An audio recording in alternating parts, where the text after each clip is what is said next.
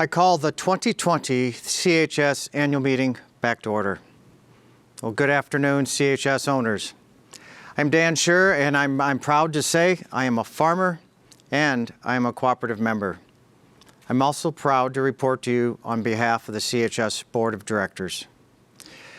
Well, soil. You know, to most people, they just see dirt.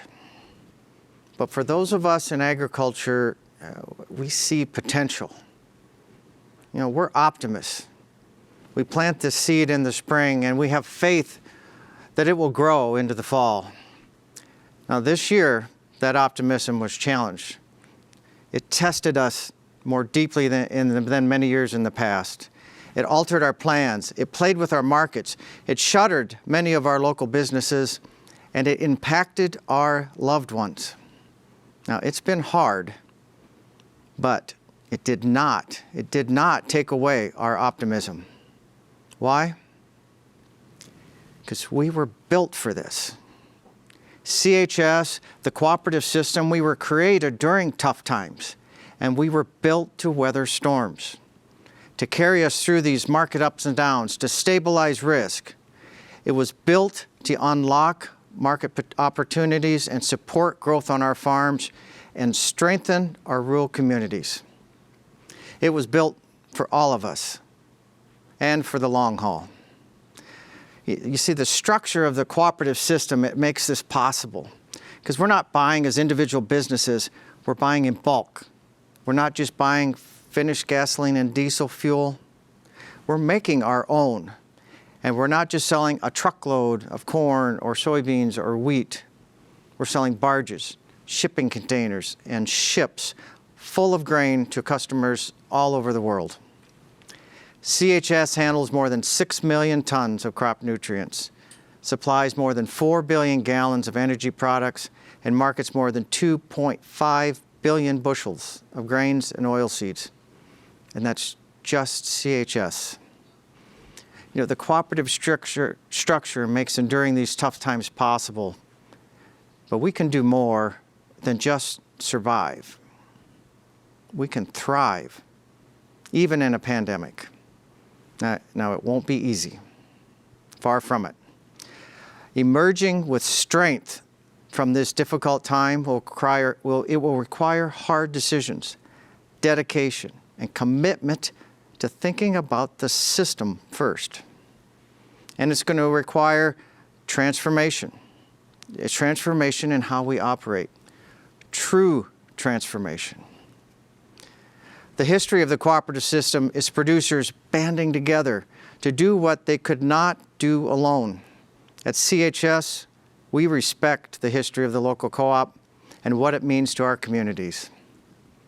Now, to thrive, I believe we must find a way for our individual cooperatives to work together as a system to find solutions, deliver supplies, and support our farmers. Now, during my time as chair, I've stood up here and I've talked about working together a little differently. Well, you know, my message is still the same, but the need to get it done, it's even more pressing than ever. This COVID-19 pandemic, it has accelerated the need for us to work together. What may have once been a need that was for the future, it's now a need for today. Consumer buying patterns that would have taken decades to evolved overnight. One day we were shopping at bricks and mortar stores. The next day, everything was being delivered. In April alone, online shopping doubled. This need to social distance to keep our families safe, it drove an overnight evolution in our shopping habits, radically shifted our customer service expectations, making what was good enough at one time not good enough anymore. Experts say that what we're seeing across this consumer market now will shift to other areas of commerce as well, including agriculture and energy. So we must ask ourselves whether it's still acceptable for supply trucks to pass each other on the road, or for a customer to only have access to information by calling. Our patrons will demand more. And we must deliver the products that they need, when they need it, wherever they need it. And they will need access to this information 24/7. Now, not even the largest co-ops can go at this alone. To really thrive, we need to leverage the full cooperative supply chain. We need to be creative.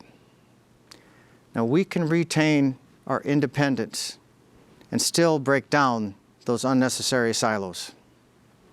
Where we can cooperate in ways that bring economic benefit to producers, well, those producers, they will be even stronger. If one cooperative has supply in an area and another doesn't, work together to fill that customer's order. If two co-ops need an asset built, consider building one together. If we can do more for producers by working together, let's start talking and building a future for this cooperative system. Now, your CHS management team, they have made hard decisions too.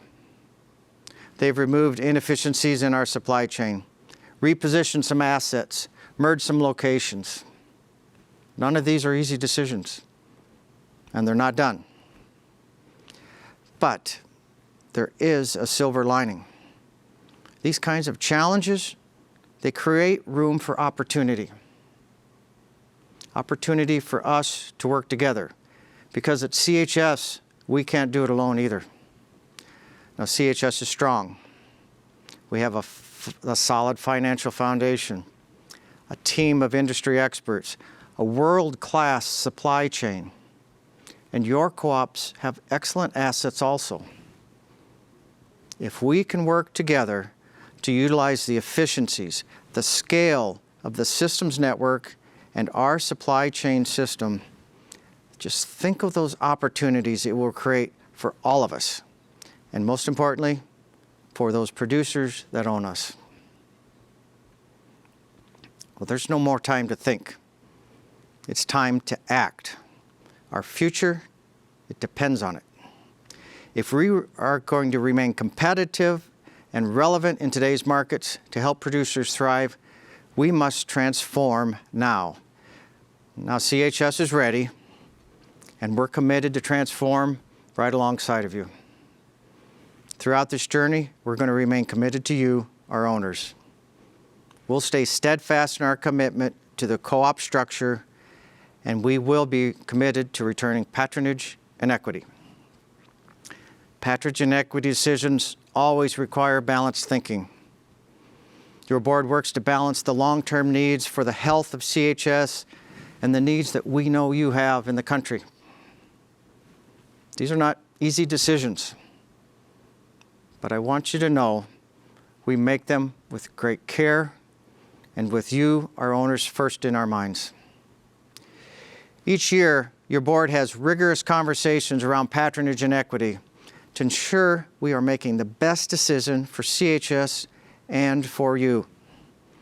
That means we must balance the needs for capital and long-term financial stability with returns. So we consider three things when we're making equity decisions and cash return decisions. First, are we serving the best interests of CHS, which includes our owners? We're going to keep the balance sheet strong, including the capital reserve. And last, we want to strengthen our ability to pursue long-term growth so that we can capitalize on those long-term opportunities that will benefit you.